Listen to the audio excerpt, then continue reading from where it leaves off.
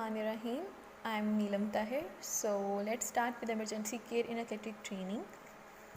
We will start with chapter first. Chapter first is easy, but I think maybe there are so many students who need to understand it. And cause it's better to have something than nothing. So let's start. So the chapter name is Organization and Institution of Emergency Care. It is very easy plus important. So we will start with the emergency action plan. So you know first thing that whenever there is emergency you need to make an emergency action plan. So हमने ये बताना है कि हमने emergency action plan को बनाया क्यों. इसकी बनाने की एक रीज़न ये होती है कि उस टाइम को मिनिमाइज़ कर देता है जिस टाइम में हमने विक्टिम के पास जाके रिस्पॉन्ड करना होता है एमरजेंसी सिचुएशन में. अब हम इसके फैक्टर्स की बात करेंगे तो जो इसके फैक्टर्स हैं वो हमारे पास 9 हैं. सबसे पहले हम लोगों ने क्या करना है, if you tackle N emergency तो आपने डेवलपमेंट करनी है और इम्प्लीमेंट करना है एक EAP को. EAP stand for emergency action plan. Second जो चीज़ आपके पास होगी the sport medicine staff and emergency team. Obviously अगर आप पढ़ रहे हैं एथलेटिक एमरजेंसी ट्रेनिंग तो जितनी भी आप पढ़ेंगे इंजरीज़ वो सब किस में है, एथलीट्स में. तो उसको टैकल करने के लिए और उसको हैंडल करने के लिए हमारे पास स्पोर्ट्स मेडिसिन स्टाफ होगा. उसके बाद जो थर्ड पॉइंट होगा, जब वहाँ पे स्टाफ आ जाएगा तो उन्होंने क्या करना है कि पेशेंट के इनिशियल असेसमेंट करनी है कि आइदर वो पेशेंट इतना ज़्यादा क्रिटिकल कंडीशन में है कि उसको फ़ौरन से हॉस्पिटल लेके जाना है या आइदर उसकी कंडीशन ऐसी है कि उसको एट द स्पॉट इनिशियल या फर्स्ट एड ट्रीटमेंट से ठीक किया जा सकता है. फोर्थ पॉइंट होगा हमारे पास एमरजेंसी कम्युनिकेशन. इसमें हमारे पास आ जाएगा कि हमने 1122 जो कि हमारे एरिया की सर्विस है, लेकिन ये बुक ऑब्वियसली अमेरिकन राइटर की है तो दे विल कॉल 911. तो उसके बाद फोर्थ पॉइंट है हमारे पास एमरजेंसी इक्विपमेंट एंड सप्लाईज़.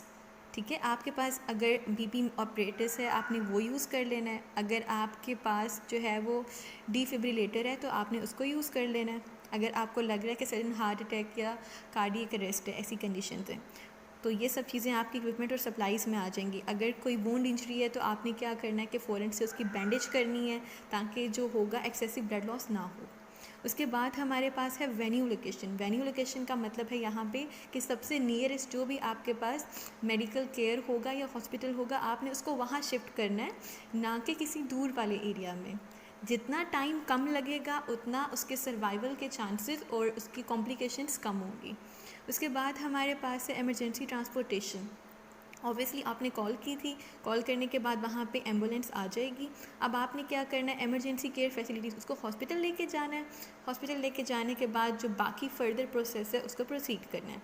उसके बाद हॉस्पिटल में ऑब्वियसली यू नो डैट जब भी आप जाते हैं तो लाजमी आपकी रिसीप्ट बनती है जिसके ऊपर आपका डाटा वगैरह, आपके टाइम ऑफ इंजरी, मैकेनिज़्म, हर चीज़ लिखी जाती है. तो वो आपकी लीगल नीड एंड डॉक्यूमेंटेशन हो जाएगी. इसको याद करने के लिए जो मैंने निमोनिक बनाया है आप वो भी देख लें, अगर आपने कोई बनाया तो वेल एंड गुड. इसके लिए है do take initial emergency equipment wheel, D for do. उसके बाद हमारे पास है T. T के लिए हमारे पास है टेक. I initial. उसके बाद एमरजेंसी ही है, एमरजेंसी इक्विपमेंट के लिए इक्विपमेंट का वर्ड ही रखा है. और इसके अलावा VEEL wheel. So do take initial emergency equipment wheel.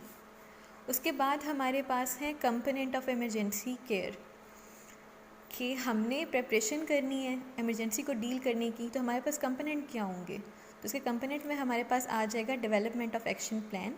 उसके बाद proper coverage of athletic event and practice. उस सारे वाक़े को आपने कैसे ऑब्ज़र्व करना है, ठीक है, और कवरेज कैसी करनी है उसकी सारी वो. उसके बाद है मेंटेनेंस एंड अपटेक of emergency equipment and supplies कि जो आपके इक्विपमेंट हैं वो फंक्शनल होने चाहिए, must be working. Time to time उनकी सर्विसिंग करनी है ताकि जब उनकी ज़रूरत पड़े तो वो चल रहे हों. लाइक ऐसे बहुत बार होता है कि कभी BP ऑपरेटिस नहीं चल रहा होता, थर्मामीटर काम नहीं कर रहा होता और एट द स्पॉट आप तब ये नहीं कह सकते कि सॉरी सर स्टेथोस्कोप काम नहीं कर रहा या वो, क्योंकि वो एक क्रिटिकल एमरजेंसी कंडीशन है. तो इसलिए आपने अपने इक्विपमेंट्स को time to time being a responsible physiotherapist check करते रहना है. उसके बाद है selection of appropriate personnel as part of the sport medicine कि जो आप फिजियोथेरेपिस्ट अपने साथ लेके गए हैं किसी क्रिकेट मैच में, वो इस काबिल होना चाहिए कि वो किसी को ट्रीट कर सके. किसी एमी फैले निकम्मे बंदे को नहीं लेके जाना आपने। उसके बाद है कंटिन्यू करना है education of the sport medicine team. इसका मतलब ये है कि आपने एजुकेशन ट्रेनिंग कंटिन्यू रखनी है। जितनी अच्छी प्रैक्टिस होगी, ठीक है, उतना ही अच्छा जो होगा वो अपनी सर्विसेज को डिलीवर कर पाएंगे। उसके बाद है हमारे पास features of EAP, emergency action plan. तो इसमें हमारे पास आ जाएंगे उसके कंपोनेंट्स को ही उन्होंने किया है। तो देखें आप यहाँ पे कि इसमें हमारे पास आ रही हैं सेवन चीज़ें। और वो 7 चीज़ें कौन सी हैं? वो ये वाली है। 2, स्पोर्ट्स मेडिसिन का बंदा होगा वहाँ पे, एमरजेंसी कम्युनिकेशन होगी वहाँ पे, एमरजेंसी इक्विपमेंट और सप्लाईज़ होंगे, वेन्यू लोकेशन होगी, emergency transportation, emergency care facilities, legal need and documentation. See, ये सारे पॉइंट्स वही हैं। Emergency team personnel, communication, equipment and supplies, उसके बाद transportation, venue location, emergency care facilities and documentation. It's mean अगर आप वो करते हैं तो आपका ये वाला भी हो जाना है। उसके बाद हमारे पास है sports medicine staff and emergency team. ये बंदा आपके पास फ़र्स्ट रिस्पॉन्डर होता है किसी भी एमरजेंसी में। फर्स्ट रिस्पॉन्डर का मतलब क्या है कि जब कोई एमरजेंसी होगी तो वहाँ पे जो एमरजेंसी एक्शन प्लान है, ठीक है, वो किसने डेवलप करना है? फर्स्ट रिस्पॉन्डर ने आपके। और ये बंदा ऐसा होना चाहिए कि जिसको फ़र्स्ट एड ट्रेनिंग आती हो, इसको CPR देना आता हो, इसको AED यूज़ करना आता हो, ऑटोमेटिक एक्सटर्नल डिफिब्रिलेशन ये हम यूज़ करते हैं इलेक्ट्रिक शॉक देने के लिए कार्डियक अरेस्ट में। और उसके बाद प्रिवेंशन ऑफ डिसीज़ जैसे ब्लड बॉर्न पैथोजेंस, इसका मतलब होता है वो डिसीज़ जो ब्लड के थ्रू ट्रांसमिट होती हैं। उसके बाद हमारे पास रोल्स हैं, जिसमें फ़र्स्ट है इमीडिएट करना है उसने केयर ऑफ़ द एथलीट।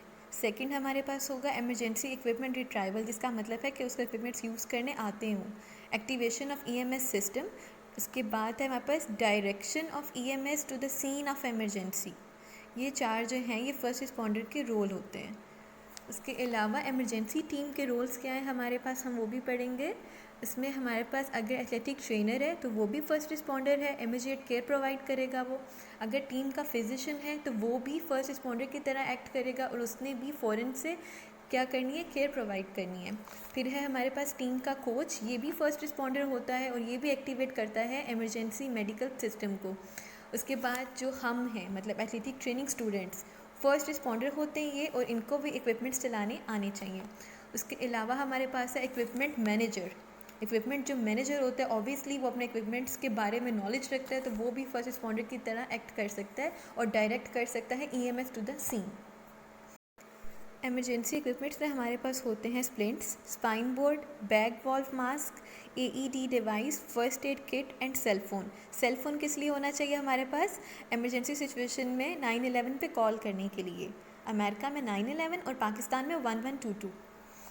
उसके अलावा activation of emergency medical system कैसे होगा हमारे पास? सबसे पहले हम लोगों ने EMS को सिस्टम को एक्टिवेट करना है, जिसके लिए हम कॉल करेंगे 911 पे। उनको हम अपना क्या करेंगे कि यूज़ डायरेक्ट टेलीफोन नंबर्स। आपने क्या करना है कि किसी का पर्सनल सेलफोन यूज़ नहीं करना उस टाइम पे।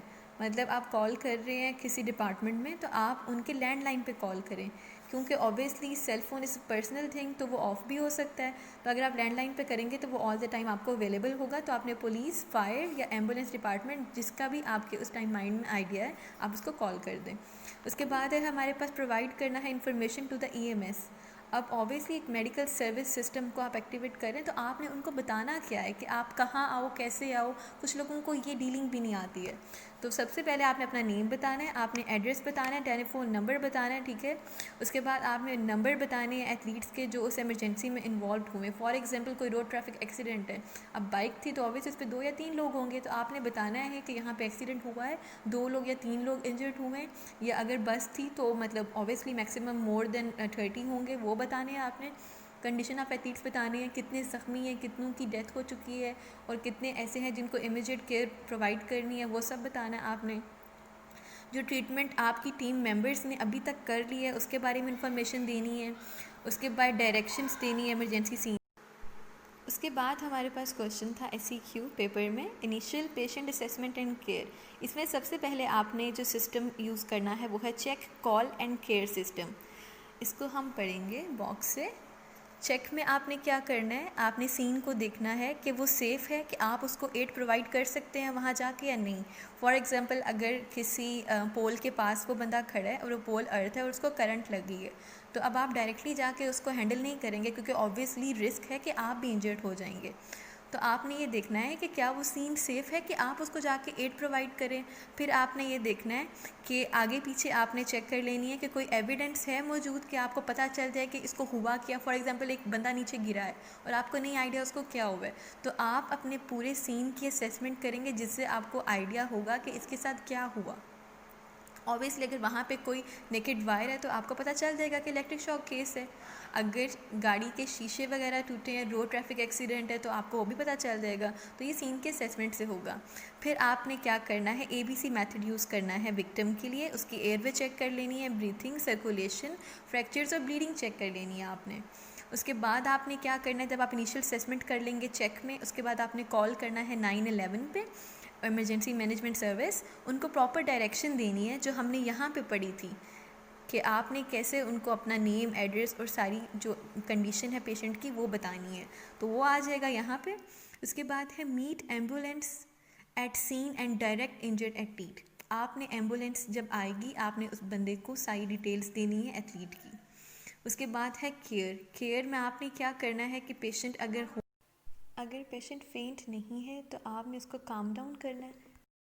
काम डाउन करने का एक एडवांटेज ये भी है कि जब एंग्जाइटी ज़्यादा होती है तो इंसान का जो ब्लड जो फ्लो है वो इंक्रीज़ कर जाएगा।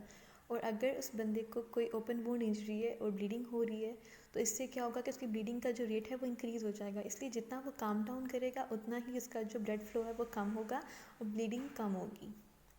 उसके बाद आपने रीअसेस करने हैं उसके जितने भी जो वाइटल साइंस हैं, उनको दोबारा से मॉनिटर कर लेना आपने, ठीक है, जितने टाइम में एम्बुलेंस आती है। उसके बाद अगर कोई ब्लीडिंग हो रही है तो आपने उसको कंट्रोल करना है। इमोबिलाइजेशन मेथड अप्लाई करना है अगर आपको फ्रैक्चर के चांसेस नज़र आ रहे हैं। उसके बाद आपने CPR प्रोवाइड करना है और AED प्रोवाइड करना है अगर वहाँ पे वो सूटेबल है। फिर एक और चीज़ माइंड में रखनी है आपने कि आपके पास एक बैकअप प्लान होना चाहिए। अगर आपका फर्स्ट कम्युनिकेशन सिस्टम प्लान जो है वो फेल हो जाए तो सेकंड प्लान हमेशा होना चाहिए आपके पास। नेक्स्ट हमारे पास पास्ट पेपर्स में क्वेश्चन था कि in standard athletic practice and event it is mandatory to have appropriate emergency medical equipments and supplies. Question ये था कि ब्रीफली डिस्क्राइब करना है उन इक्विपमेंट्स को और उन सप्लाइज़ को। सबसे पहले इक्विपमेंट्स की लिस्ट बताने से पहले आपने ये लिखना है कि जितने भी आपके पास इक्विपमेंट्स हैं वो वर्किंग कंडीशन में होने चाहिए, वो फंक्शनल होने चाहिए, उनकी टाइम टू टाइम जो हो सर्विसिंग होनी चाहिए, ठीक है, और एट द स्पॉट वो सब आपके पास होने भी चाहिए। उसके बाद ये कि आपको उनको ऑपरेट करना भी आता हो, कि ये ना हो कि आपने कोई बहुत हाई फाई किस्म की एक टेक्नोलॉजी अपने बैग में तो रख ली है लेकिन अब आप उसको यूज़ नहीं कर पा रहे, तो कोई फ़ायदा नहीं है जब तक आपको उसको ऑपरेट करना ना आता हो। उसके बाद ये हमारे पास लिस्ट है। इसमें है हमारे पास इक्विपमेंट्स की लिस्ट में आपके पास AED यूनिट होना चाहिए, आपके पास इमोबिलाइजेशन के लिए स्प्लिंट्स होने चाहिए, स्ट्रेचर होना चाहिए, स्पाइन बोर्ड होना चाहिए, एयरवे बैग वॉल्व मास्क होना चाहिए आपके पास, ये ऑक्सीजन प्रोवाइड करता है।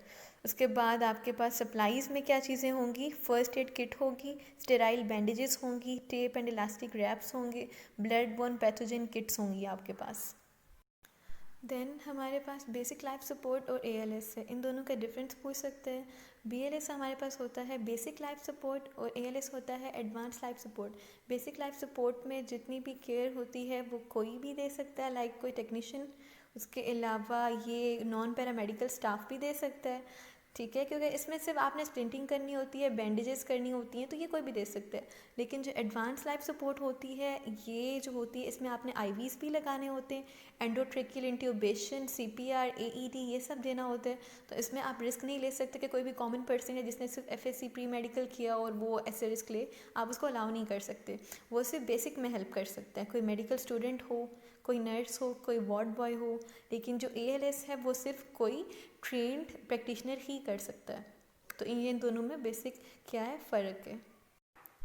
एज़ यू नो कि जो इमरजेंसी के जितने भी MCQs हैं 90% वो हमारे चैप्टर की बैक साइड से आते हैं और 2 और 3 मे बी फ्रॉम चैप्टर, तो इसलिए हम इसको भी कर लेते हैं साथ ही, ताकि हमारा चैप्टर बिल्कुल कंप्लीट हो जाए। तो फर्स्ट है, what is the purpose of your initial check of injured athlete, कि सबसे पहले आपने इसको जब चेक करना है तो आपका पर्पस क्या होगा। आपने ये चेक करना है कि उसकी जो कंडीशन है वो लाइफ थ्रेटनिंग तो नहीं है, मतलब वो ज़्यादा क्रूशियल तो नहीं है, आपने ये चेक करना है।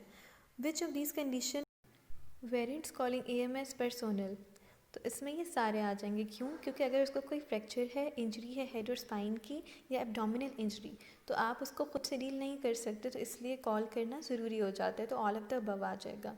उसके बाद है हमारे पास, once the EAP has been developed it is implemented through all of the above, documentation भी करनी है, एजुकेशन भी करनी है और रिहर्सल भी करनी है। उसके बाद one of the role of emergency team, हम लोगों ने रोल्स पढ़े थे। Check only for breathing, wait until EMS arrive to care, none of the above. हमने उसमें पढ़ा था direct EMS to the scene, तो ये इसका करेक्ट आंसर होगा। नेक्स्ट हमारे पास है, what information should the athlete medical information card include, इसमें हमारे पास आएगा फैमिली कॉन्टैक्ट इन्फॉर्मेशन। ये लाजमी होना चाहिए ताकि अगर कोई क्रिटिकल कंडीशन उसकी हो तो आप उसकी फैमिली को इन्फॉर्म कर सकें।